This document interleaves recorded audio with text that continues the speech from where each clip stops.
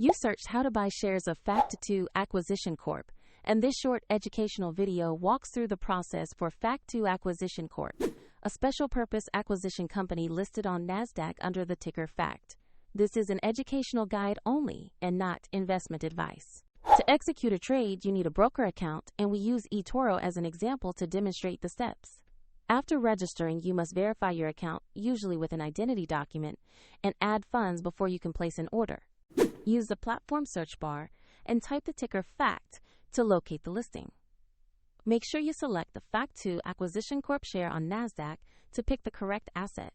On the asset page, review the company's basic profile and the price chart to see recent trading activity.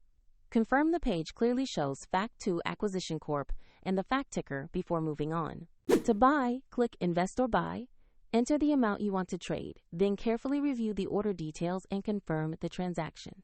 If the market is closed, the order may be queued or executed at the next session. And if you do not have enough funds, the platform will prompt you to add money before final confirmation. After the trade completes, your Fact II position will appear in your portfolio for tracking. A link to the example eToro page is available in the video description if you want to follow the same steps.